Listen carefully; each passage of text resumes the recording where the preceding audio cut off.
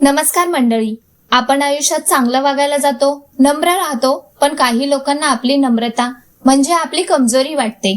4 पैसे काय आले किंवा पद काय मिळालं की काही जणांचे पाय जमिनीवर राहतच नाहीत. अशा लोकांशी कसं वागायचं, त्यांचा माज नेमका मोडायचा कसा, आणि हे सगळं करताना आपला स्वतःचा स्वाभिमान कसा टिकवायचा, आज मी तुम्हाला अशा काही गोष्टी सांगणार आहेत ज्या ऐकल्यावरती तुम्हाला कळेल की घमेंडी माणसाला उत्तर देण्यासाठी आरडाओरडा करण्याची गरज नसते, तर आपला स्वभाव आणि आपलं कर्तृत्व पुरेसं असतं. चला तर मग बघूया घमेंडी माणसाला त्याची जागा दाखवून देणारे हे खास मंत्र. नंबर 1. शांत राहा पण कमजोर समजू देऊ नका. मंडळी, एक गोष्ट कायम ध्यानात ठेवा. घमेंडी माणसाला तुमची प्रगती बघून जेवढं दुःख होत नाही त्यापेक्षा जास्त त्रास तुमच्या शांत राहण्याने होतो.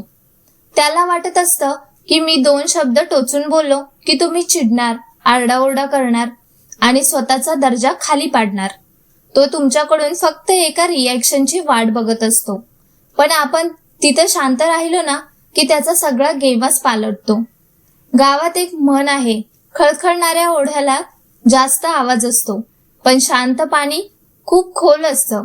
आपण ते शांत पाणी व्हायचं. समोरचा कितीही वटवट करू द्या, तुम्ही आपला संयम सुटू द्यायचा नाही. तुमची ही शांतता त्याला संभ्रमात टाकते की याला माझ्या बोलण्याचा फरक का पडत नाहीये.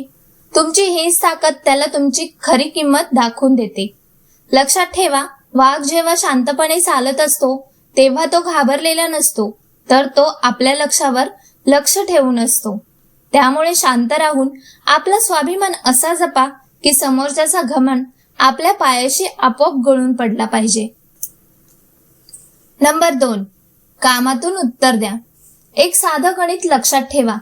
घमेंडी माणूस हा फक्त रिकाम्या माठासारखा असतो, जो आवाज खूप करतो, पण आपल्याला मात्र गुणानं आणि कामानं बोलायचंय.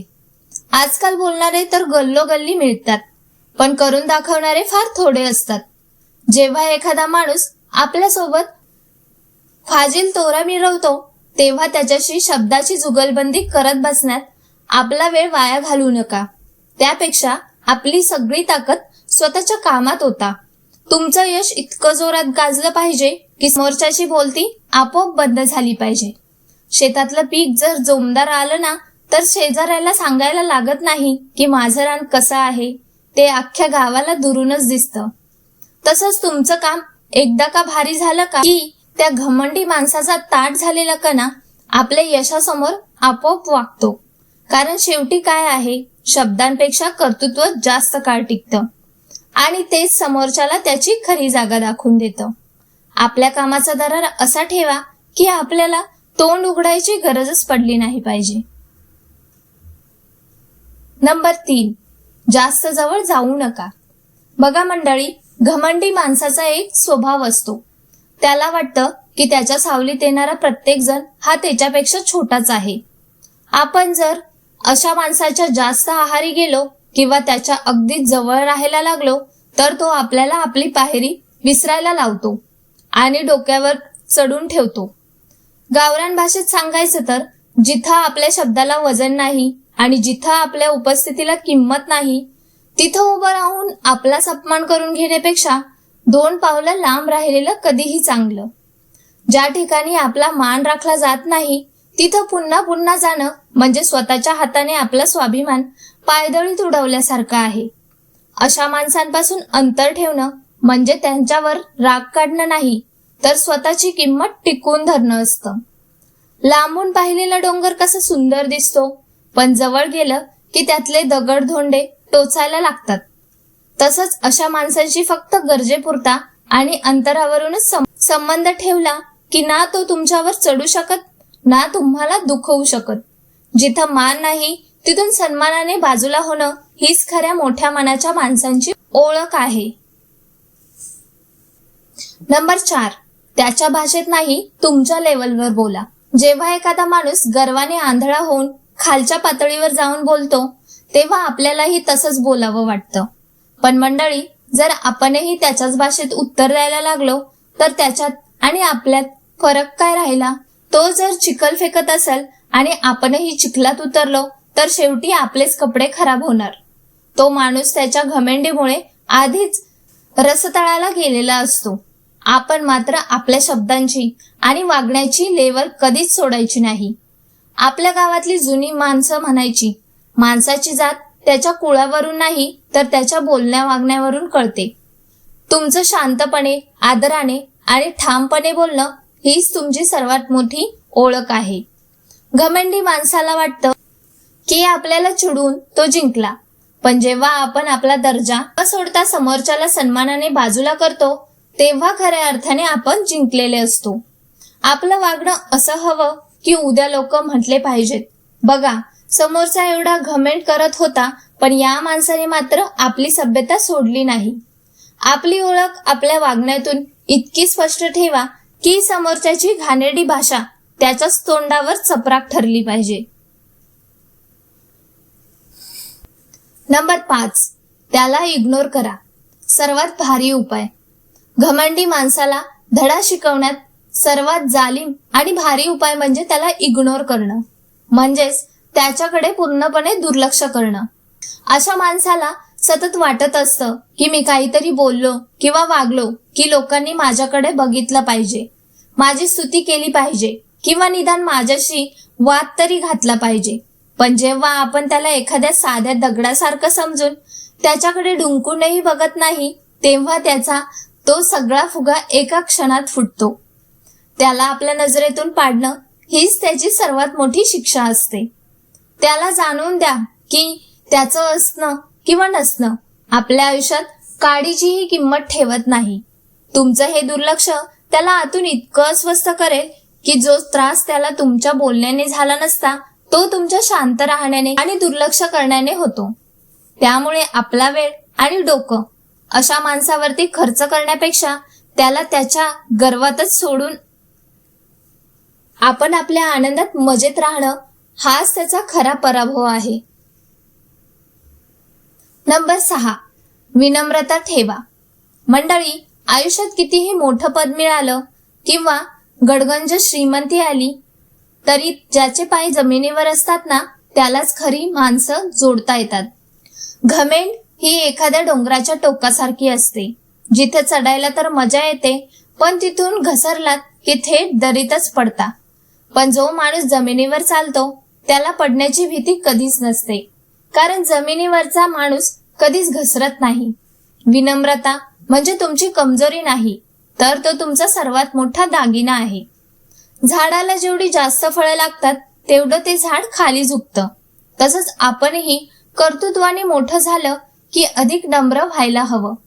लक्षात ठेवा, वेळ कोणाचीच सारखी नसते.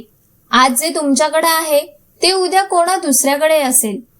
त्यामुळे गर्वाचा वारा अंगात भरू न देता सर्वांशी माणुसकीने वागा. जो नम्र राहून लोकांची मनं जिंकतो तोच इतिहासात कायमचा टिकतो आणि जो गर्वाने फुगतो तो काळाच्या ओघात आपोआप संपून जातो. त्यामुळे नेहमी नम्र राहा आणि जमिनीवरती पाय ठेवून आपला स्वाभिमान जपा. नंबर 7, कधी कधी सरळ बोलणं गरजेचं असतं. आयुष्यात सहन करण्याला एक मर्यादा असते. आपण शांत राहतो, समोरच्याचा आदर राखतो, याचा अर्थ असा मुळीच नाही की आपल्याला बोलता येत नाही किंवा आपण त्याला घाबरतो. कधी कधी घमंडी माणसाला आपली शांतता म्हणजे आपली कमजोरी वाटायला लागते आणि तो जास्तच डोक्यावर चढतो.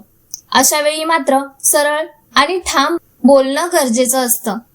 त्याला अगदी शांत डोक्याने पण खणखणीत आवाजात सांगायचं की बाबा रे, तुझा आदर करतोय म्हणून मी गप्प आहे, पण याचा अर्थ असा नाही की तू काहीही बोलेल आणि मी ऐकून घेईन. तुमचं हे एकच वाक्य त्याला त्याची मर्यादा ओलांडण्यापासून रोखण्यासाठी पुरेशी असते. लक्षात ठेवा, वाकणं चांगलं असतं पण इतकंही वाकू नका की लोक तुम्हाला पायपुसणं समजतील. आपला स्वाभिमान जपण्यासाठी जिथं तोंड उघडणं गरजेचं आहे तिथं न भीता आणि न चिडता फक्त सत्याची बाजू ठामपणे मांडा.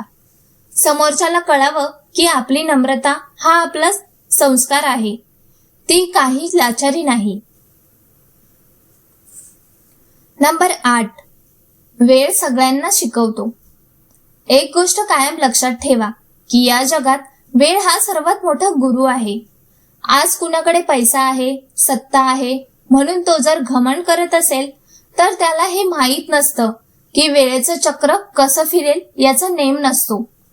आज जे शिखरावरती बसलेत त्यांना उद्या जमिनीवर यावंच लागतं, कारण निसर्गाचा नियमच आहे की चढला तो पडणार. वेळ ही अशी गोष्ट आहे ना जी मोठ्या मोठ्यांचा माज मातीत मिळवते. एखाद्याला वाटतं की माझ्याशिवाय पान हलत नाही, पण काळ असा बदलतो की त्याला स्वतःची किंमत कळेनाशी होते. गावरान भाषेत सांगायचं तर दिवस कोणाचेच सारखे नसतात. आज त्याची हवा असेल तर उद्या तुमचा काळ असेल. त्यामुळे कुणी कितीही गर्व केला तरी आपण डगमगायचं नाही. जो आज गर्वाने फुगलाय त्याला वेळ अशी चपराक मारते की त्याला सावरायला जागा उरत नाही. म्हणून माणसाने नेहमी पाय जमिनीवरती ठेवून वागावं, कारण वेळ प्रत्येकाचा हिशोब चुकता करतोच आणि प्रत्येकाचा घमंड उतरवल्याशिवाय राहत नाही.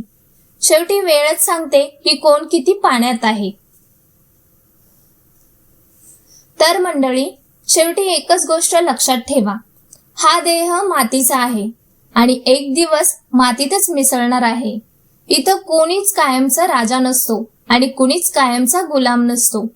जो आज गर्वानं डोंगर चढतोय त्याला उद्या उतरताना त्याच लोकांच्या हातापाया पडावं लागतं ज्यांना तो आज लेखतोय. आपल्याला कोणाचं सूड घ्यायचा नाहीये, फक्त स्वतःला सिद्ध करायचं आहे. तुमची शांतता, तुमचं काम आणि तुमची विनम्रता ही तुमची खरी ताकद आहे. समोरचा कितीही मोठा असला तरी त्याला झुकवण्याची ताकद तुमच्या वागण्यात ठेवा.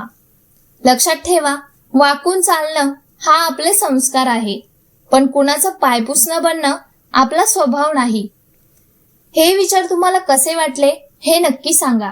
जर तुम्हाला हा व्हिडिओ आवडला असेल तर आपल्या माणसांना नक्की पोहोचवा.